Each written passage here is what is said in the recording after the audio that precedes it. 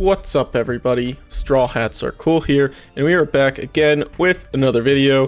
We're going to be hopping back on the ranked sim and playing some games with green-black Perona, a leader we have not yet explored on the channel before.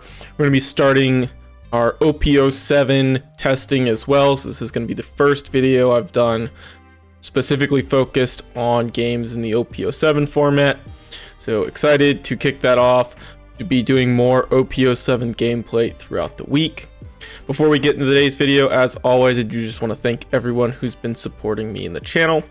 If you are interested in joining our Discord, a link for that will be down in the video description. And we also have a affiliate link for TCG Player, so if you plan on buying any singles on TCG Player, do consider using that affiliate link to support the channel. With all that out of the way, let's go ahead and jump right into the deck breakdown and card by card. So we're going to be trying out the green-black Perona leader in the OP07 format. This is a standard dual color leader with 5,000 power and 4 life. It has 2 effects. It's an activate main once per turn, and you can choose one of the following effects. The first effect states that you may rest up to one of your opponent's characters with a cost of 4 or less. And the second effect says that up to one of your opponent's characters gets -1 cost during the turn. So we have the ability to rest our opponent's characters as well as give -1 cost to our opponent's characters. The resting effect is going to be the one you use most often, especially in the early game.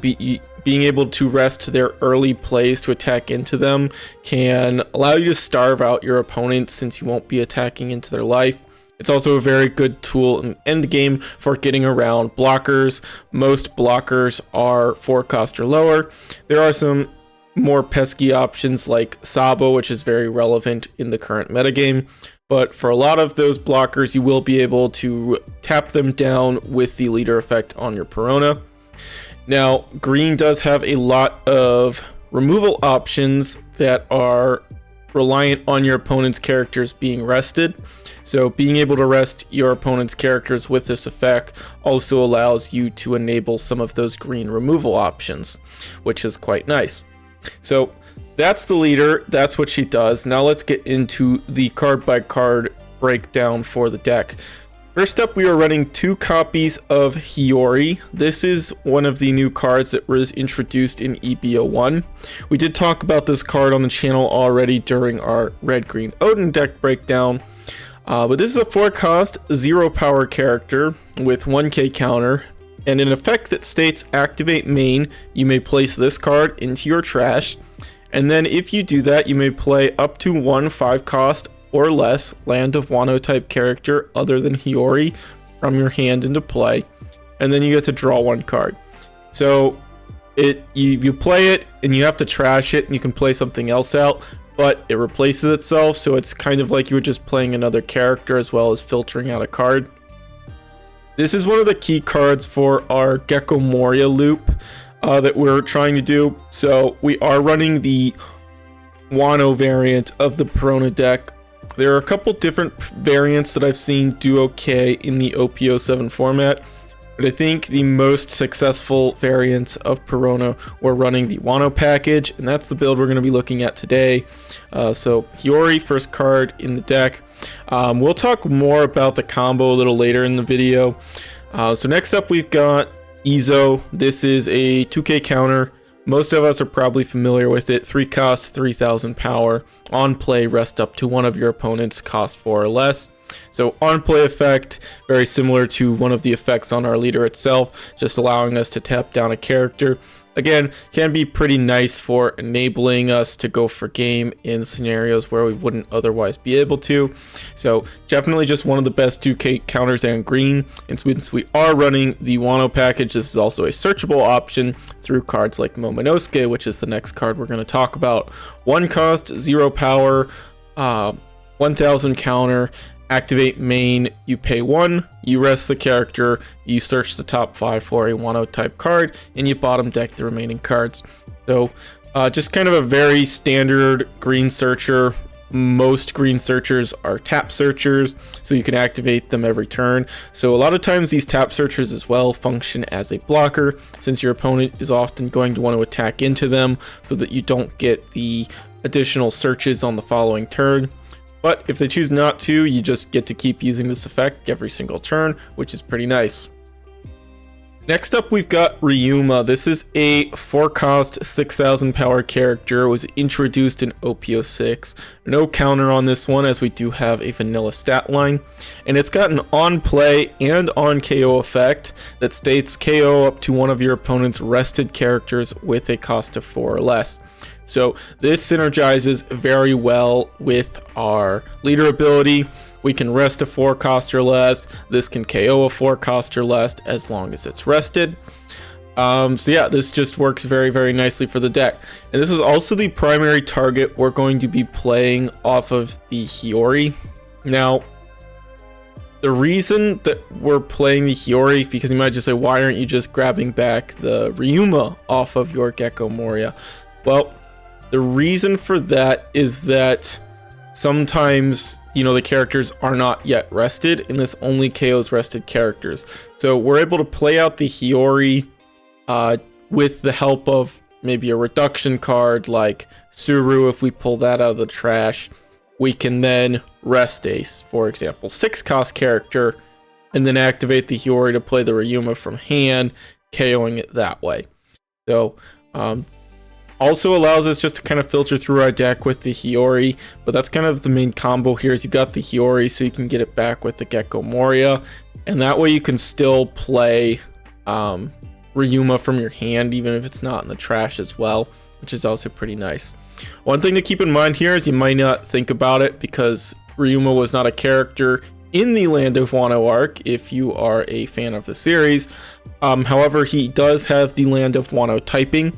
He's from Wano, so this is searchable off of Momonosuke as well as Otama. This is a new card that was introduced in OP07. It's a 1-cost 0-power character like Momonosuke, except this one has 2k counter, and it's an on-play searcher. So on play, you look at the top 5 cards of your deck, you grab a Land of Wano type, put the rest on the bottom. This is definitely the biggest addition I think the deck got, and it's the reason the deck kind of functions the way it does now. Having another 2k counter in the Land of Wano type, as well as a 2k counter that's a searcher. We don't have too many of these. Off the top of my head, I know we've got Buena Festa in purple as a film searcher, but I don't know that we have any other 2k counter on play searchers in the game, so definitely nice to see another one of those get introduced to the game. And just having 2 searchers is definitely very powerful for the deck. We need to find a removal in Ryuma, as he's kind of the key piece in this whole deck. Next up, we've got another 2k counter. This one's going to be Suru. Probably just the best 2k counter in black. 1-cost, 0-power, 2000 counter. We get to reduce the cost of one of our opponent's characters by 2 when we play it. So again, just kind of enabling our removal cards to hit higher costed characters, as well as being a 2k counter. And what's really nice is that a lot of times we get to use these cards as 2k counters and then bring them back with the Gecko Moria to get their on-play effects after we've already gotten value out of their counter, which is quite nice. A bit of a more interesting card here. This is a card that was introduced all the way back in OP02, but not one that's seen any play that I can recall. However, it's been a pretty popular pick in the Wano Perona decks that I was looking at when I was building this deck. I'm not the biggest fan of this card, but I can definitely see why you would want to play it. It's a 1-cost 1000 power character with 1k counter, and an activate main effect that states you may rest this character, give up to one of your opponent's characters -1 cost, and then your leader or up to one of your characters gets plus 1000 power during the turn. So in a way, it's like the card's not bad. You get to give -1 cost, and then you get to give 1000 power to something. And kind of similar to like Momonosuke, this is a card that will often function as like a chump blocker because your opponent's not going to want you to be getting this effect every single turn. So that aspect of it's nice, but I just found the card a little bit hard to play at times, though it can be a good target for the You Can Be My Samurai if it does stick around. Next up, we've got 4 copies of Borsalino. Cards fallen off a little bit in metagame right now, so if you haven't picked these up, they are getting a bit cheaper in price. So if this is a deck you're looking to play, going, oh man, Borsalinos are pretty expensive, they have come down in price. I'm not saying they're cheap, but they are the cheapest they've been in quite some time. So you know, that's something to consider if this is a deck you want to try putting together. 4 cost, 5,000 power, 1k counter. It's a blocker, and on our opponent's turn, it gets an additional 1,000 power, making it a 6,000 power blocker, as well as not being able to be KO'd by effects. The ability to not be KO'd by effects is especially relevant in OP07 because Sakazuki will be getting banned this Friday at the time of this recording. So Sakazuki being one of the reasons I think this card fell off in play a little bit. Just being that the best deck in the format had removal that was able to bypass the KOing effect. So through Blue's bottom decking effects, they were able to bypass his immunity to KOing.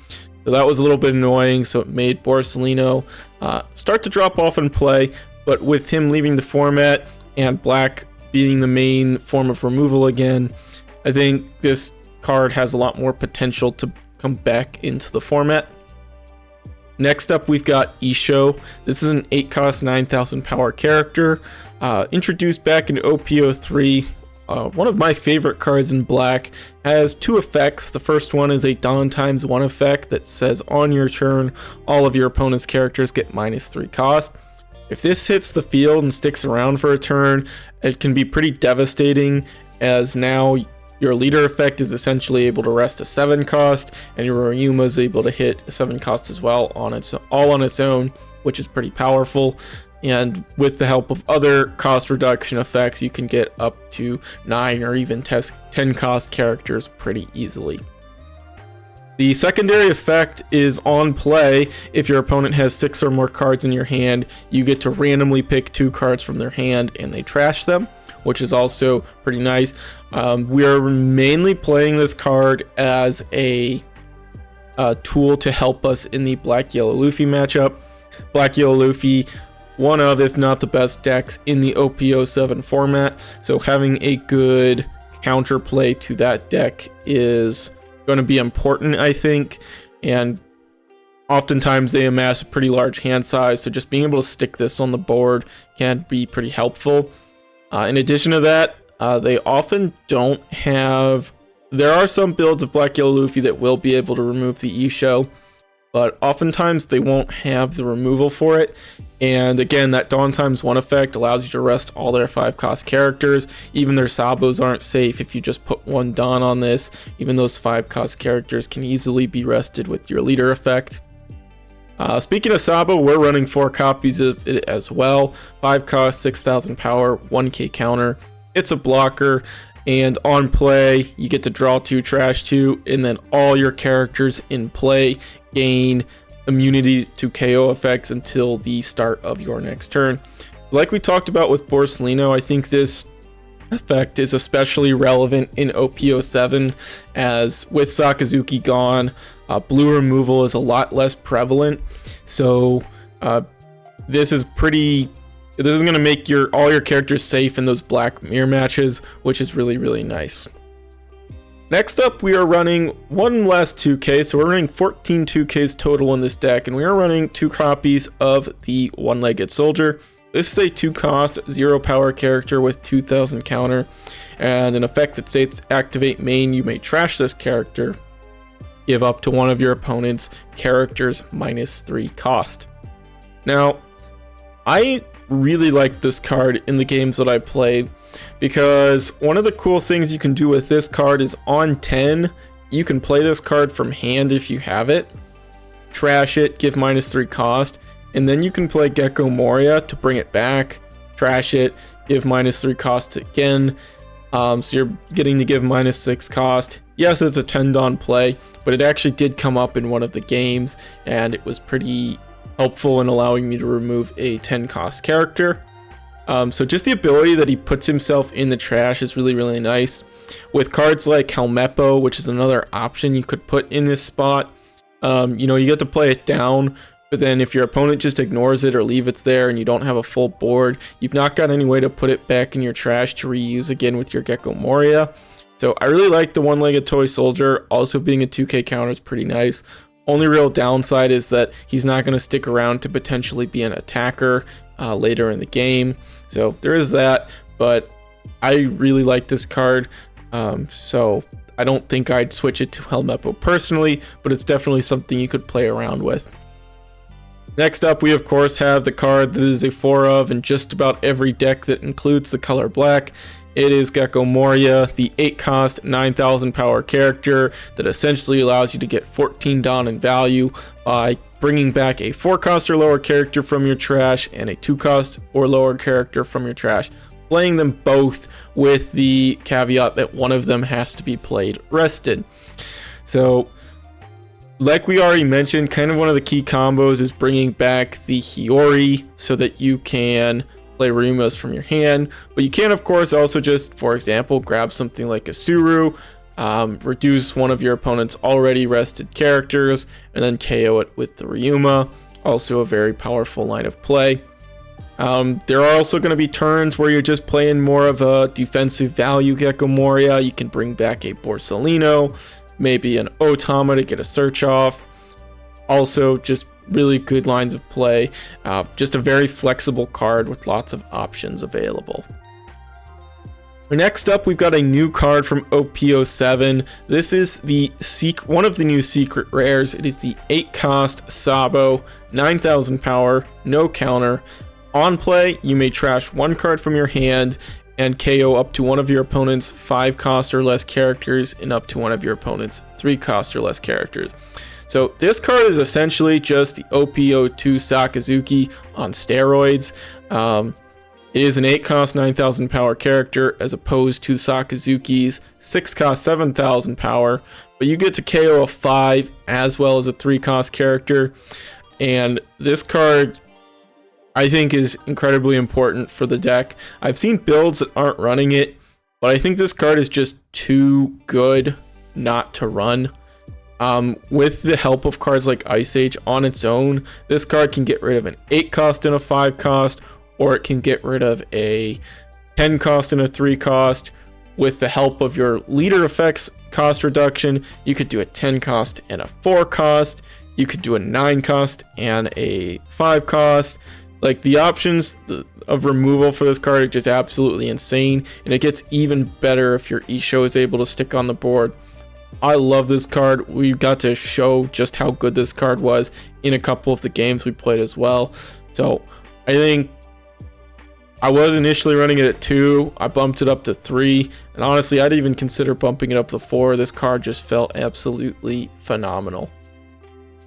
Next up, this is a card that was introduced all the way back in OP01, but it's not been a card that's seen any play really up until now.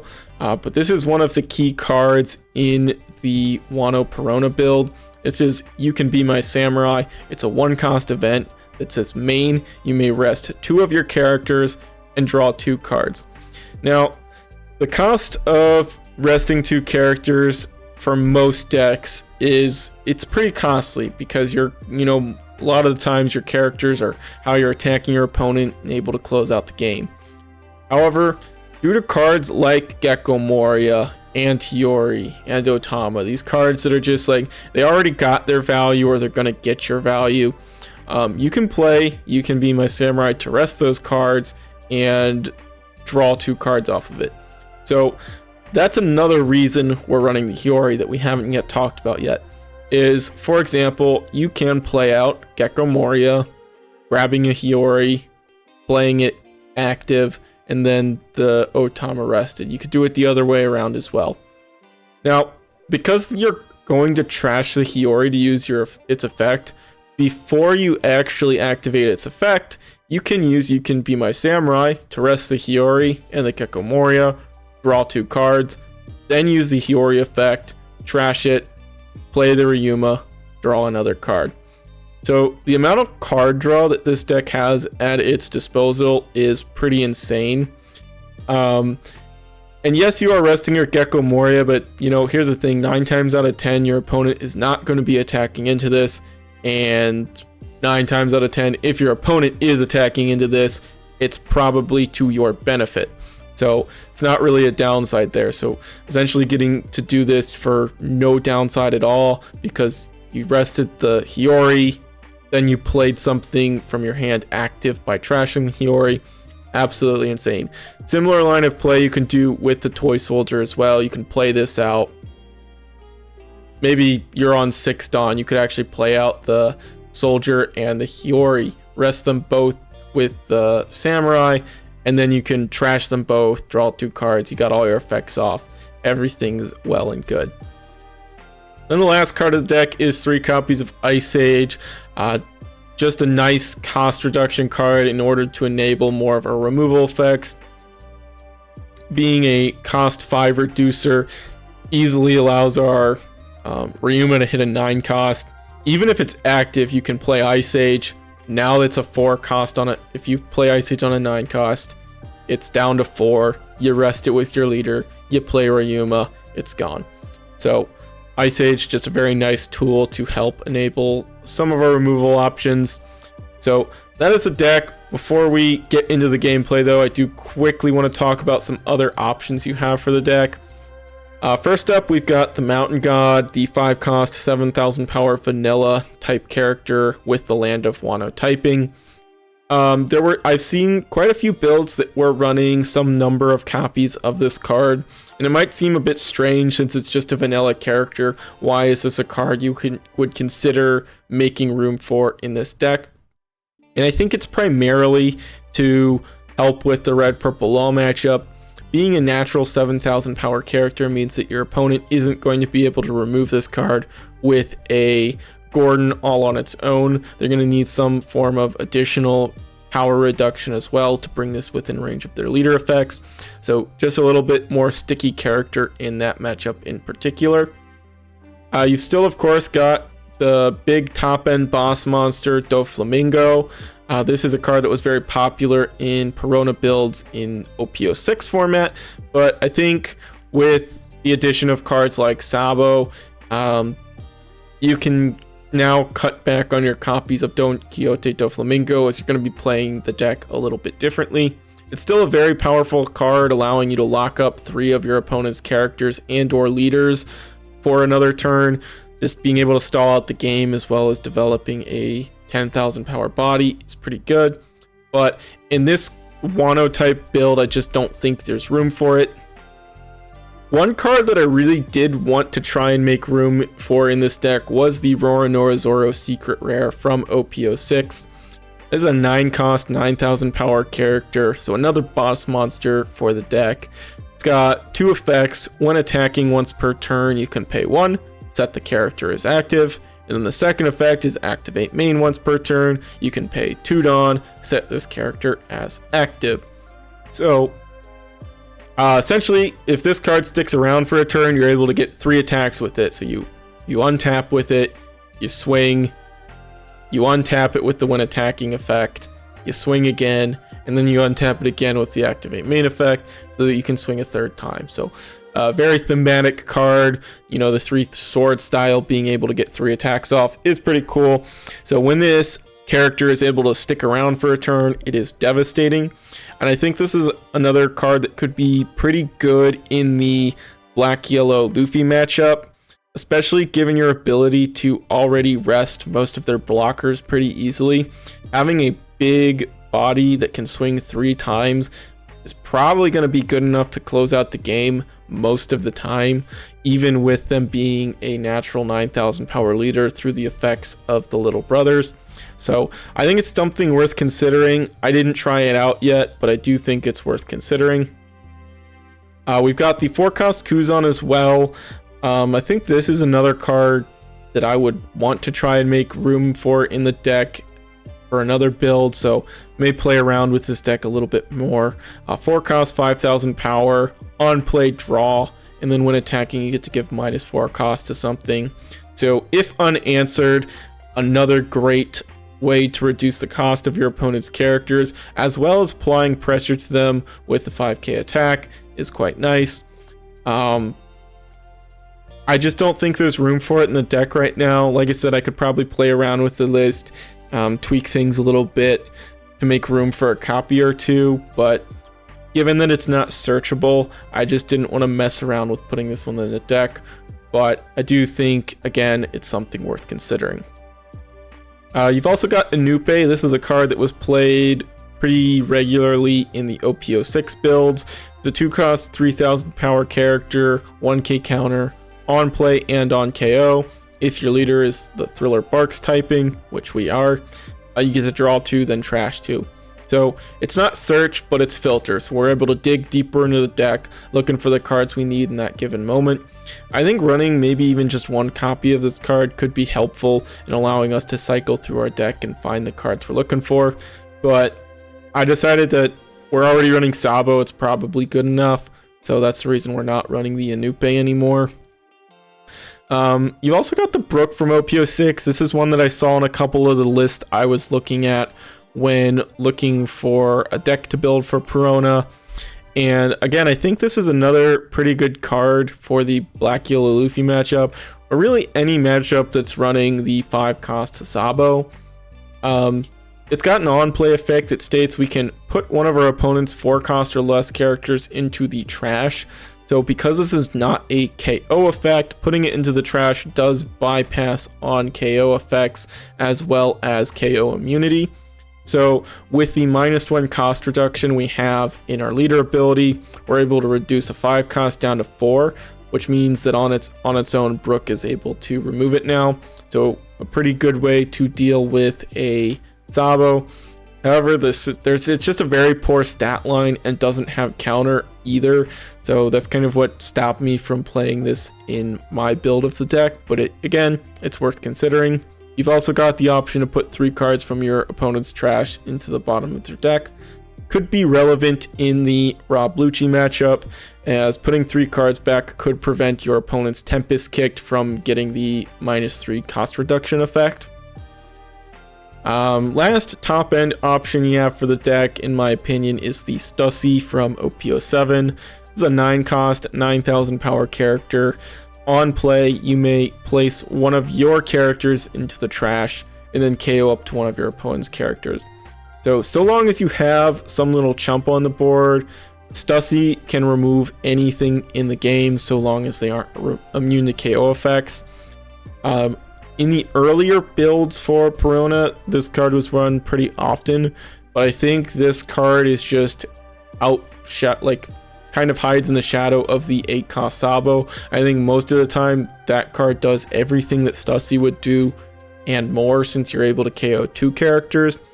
But Stussy is another option for the deck that I do think is of course worth considering, but ultimately I think the 8-cost Sabo is just better than this card in almost every way. Yes, if you're wanting to remove maybe a 10 or even a 9-cost character, you are going to need your Ice Age or some form of cost reduction. But I think that's a risk we're willing to take because the upside of Sabo is just so much greater than the Stussy. And lastly, we got the Helmeppo. Mentioned this card when we were talking about the one-legged toy soldier. It's another option, does a very similar thing, 2 cost. This one's only a 1k counter as opposed to the 2k counter, and you don't have to trash it for its effect, so it can stick around to be an attacker later in the game. So I think these are the other cards worth considering if you're trying to build a Perona deck of your own. I have not tried out any of these cards in OP07 Perona, so if you've tried them out, be sure to let me know what your thoughts are down in the comment section below. But that's my list for OP07 Wano Perona. Let me know what you think down below. With all that said, let's go ahead and jump into some ranked gameplay. Hey, we're up against the Eggman on Boa Hancock. Not a great hand here, so we're going to mull that one. One's a little bit better. Borsalino not really great in this matchup, however. As they've got a lot of bottom deck removal. So we'll see how this one goes. Shout out to the Eggman, of course, one of the goats of the One Piece trading card game content creation. No turn, 2 plays for us. They're going to be doing a 6k attack. We'll go ahead and take that one. Sabo's okay. I'm using the Doflamingo to set up their deck here. Just rest it and attack into it to this next turn. Maybe play the Sabo. We'll see. Gecko Moria. Yeah, not super good here. Go ahead and rest it. See if they want to give. He wants to give me a 2k for it. Does. We'll go ahead and play out the Sabo. I know they've got removal for it, I'm sure. Pitch the Borsalino. And do the Suru.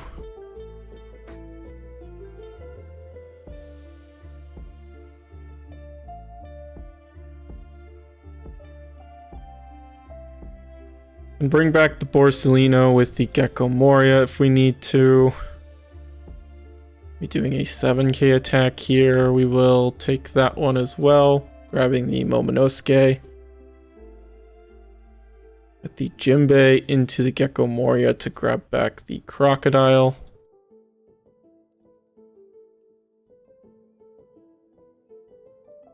Seven Dawn. Don't really have any good plays. Let's do Momonosuke. Ryuma's not bad.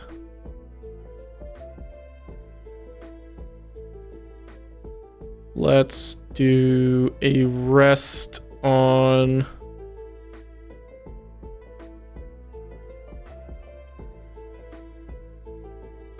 the Jinbei.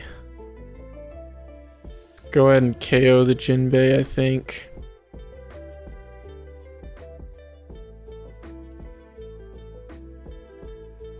And then I think I'm actually going to attack with the Sabo here. We know they've got the Crocodile in hand. Maybe we can force some 2Ks out here.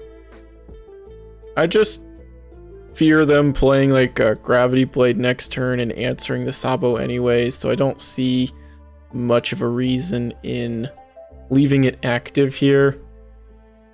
Gonna be doing the Sengoku 7 Warlord Searcher, drawing into a Crocodile.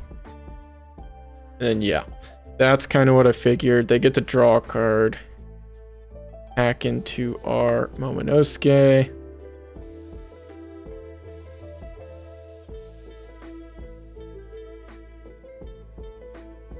Can Gecko Moria here. Doesn't feel great though, to be honest.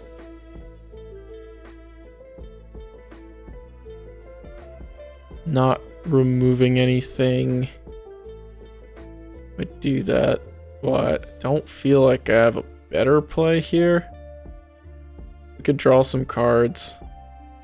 I guess we'll do that. See if they want to give us a card for the Gecko Moria. They'll give us a 2k.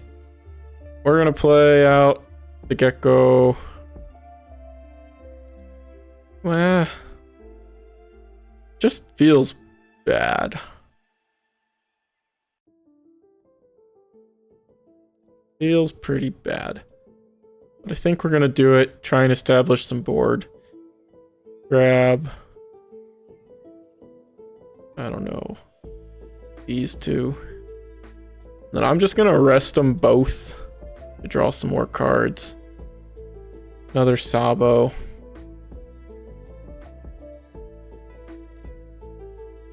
Backing into the Balamir. Hopefully they don't answer our whole board here. Give them the Sabo. 2k. They're gonna bounce Kaido. Draw some cards there. We can... Actually, we have a pretty good play here. We'll reduce this. Ice Age this. We can play Sabo, trash the Hiyori, and get both those. That felt pretty good.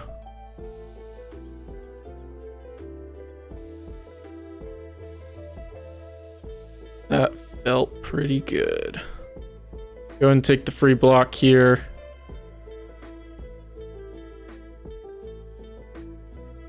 Got another Kaido.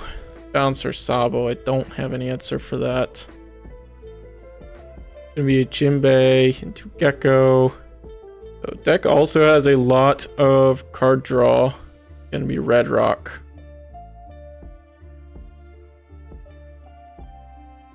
Pretty good. We can dig for Ryuma here. Okay. We can rest the Jinbei.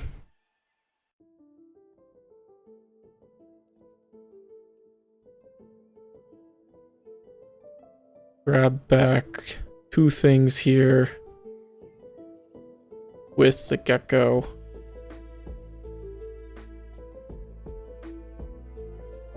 So yeah, let's do 5k into life.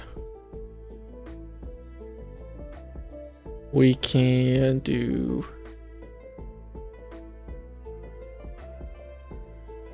Gecko, bring back Hiyori, and I guess just the Momonosuke.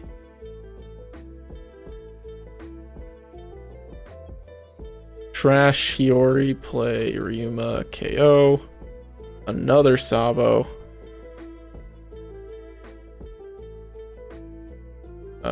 And then we can Samurai. I should have Samurai'd first, but on the Hiyori, but doing it on the Gecko doesn't make much of a difference here. They want to attack into it, cool.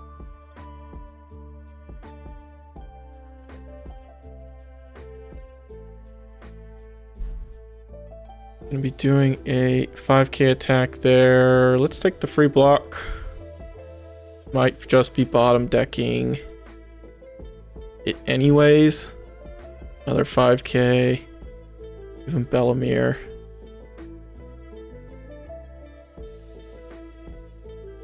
Ido. Interesting that they bounced the Otama there.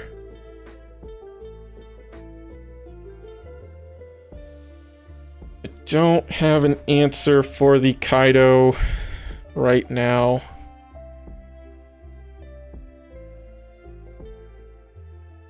Do another Gecko. Get back the Hiyori, do Otama. Oh, I don't have the Otama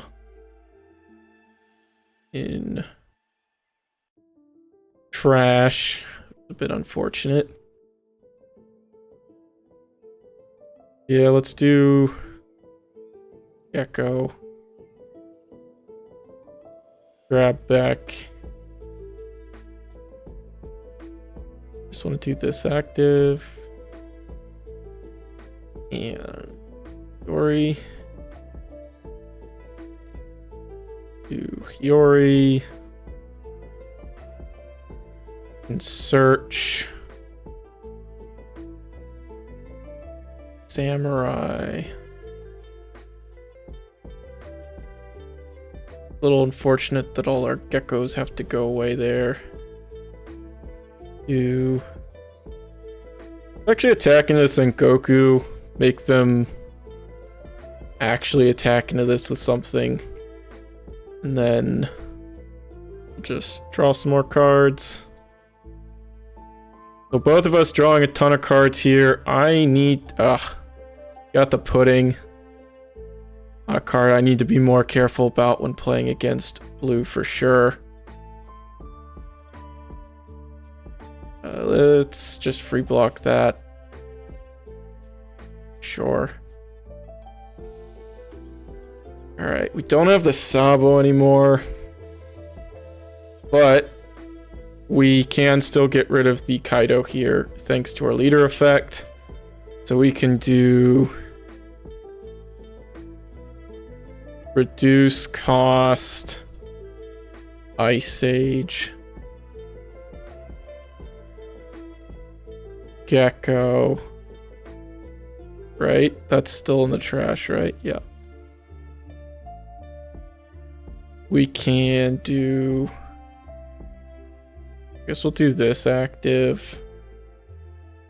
Hiyori, I should have searched first. So yeah, that's fine. That's on me.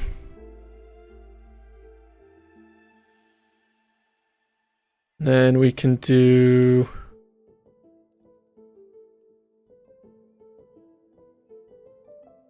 I'm gonna attack with these first because I know they could have something in their life to remove them.